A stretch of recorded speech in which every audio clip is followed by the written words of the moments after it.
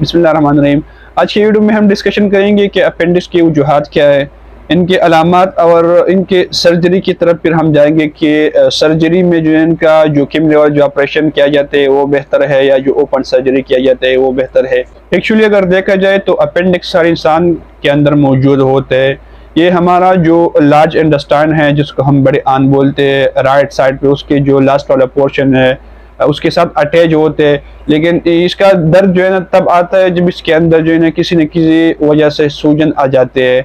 इनका जो दर्द होते हैं वो राइट साइड पे होते हैं, या तो वो जो हमारा जो नाप है जिसको हम अम्लाइकल बोलते हैं, या तो इसके इर्द गिर्द होते हैं, या राइट साइड की निचले वाला हिस्सा उसमें जो दर्द है वो आ जाते हैं। कुछ लोगों का कहना है कि अपेंडिक्स का कोई खास वजह मालूम नहीं है, लेकिन फिर भी ज़्यादातर उन लोगों में पाए जाते हैं जिनको या तो कब्ज़ की शिकायत रहती है, या जिनके बड़ी आंत का जो सोजिश है, या जिनके पेट में बहुत ज़्यादा कीड़े पड़ जाते हैं। तो ये कुछ ऐसी वजूहात है जिसकी वजह से अपेंडिक्स आ जाते हैं। लेकिन फिर भी ज़्यादातर ऐसे लोग या ज़्यादातर ऐसे डॉक्टर्स हैं जिनका कहना यह है कि इनका जो काज है वो आइडियोपैथिक है। आइडियोपैथिक का मतलब है कि इनका कोई खास वजह मालूम नहीं है। इसके बाद इनकी अगर अलामात की बात की जाए तो इनकी अलामत में ये है कि जब भी इसमें इन्फ्लेमेशन हो जाए, जो अपेंडिक्स है उसमें सूजन आ जाए, तो हमारे जो एब्डामिन है, जो पेट है, उसके राइट साइड पे दर्द स्टार्ट हो जाता है, या तो और साथ में जो अम्लाइकल है जिसको हम नाप बोलते हैं उसके इर्द गिर्द भी दर्द स्टार्ट हो जाते हैं।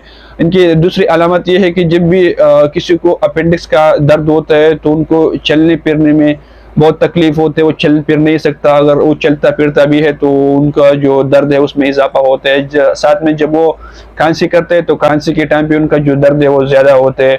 इस तरह इनकी तीसरी अलामत है कि जब किसी को अपेंडिक्स का दर्द होता है तो उन लोगों को खाने पीने का बिल्कुल दिल नहीं करता। इसके साथ हल्का फुल्का बुखार भी रहता है। बुखार के साथ साथ मरीज उल्टियाँ भी करते हैं, और अगर उल्टियाँ नहीं करते तो उनको उल्टियाँ जैसा महसूस होते हैं जिसको हम नौजिया बोलते हैं। इसके बाद बात करते हैं कि इनका जो तशखीस है वो कैसे किया जाता है।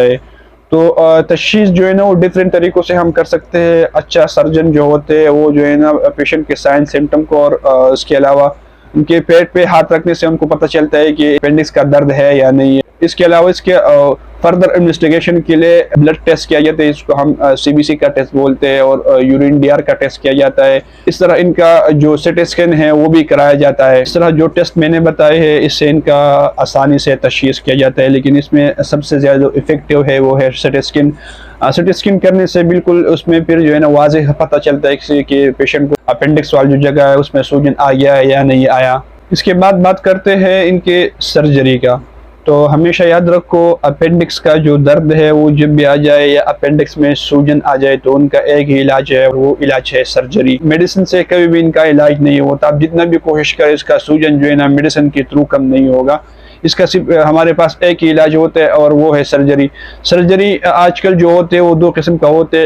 एक होते ओपन सर्जरी जिसमें चीर लगाए जाते हैं, और दूसरा है लेप्रोस्कोपिक सर्जरी जिसको हम आम नॉर्मल जुबान में किमने वाला ऑपरेशन भी बोलते हैं। लेप्रोस्कोपिक सर्जरी या किमने वाला ऑपरेशन तब कराया जाता है जब पेशेंट जो है ना यंग स्टेज में हो, और साथ में इनका जो दर्द है वो ज़्यादा ना हो, और तीसरी बात यह है कि दर्द का टाइम बहुत ज़्यादा नहीं हुआ। मतलब ये कि जो अपेंडिक्स है उसमें इन्फ्लेमेशन ज़्यादा ना हो, उसमें सूजन ज़्यादा ना हो।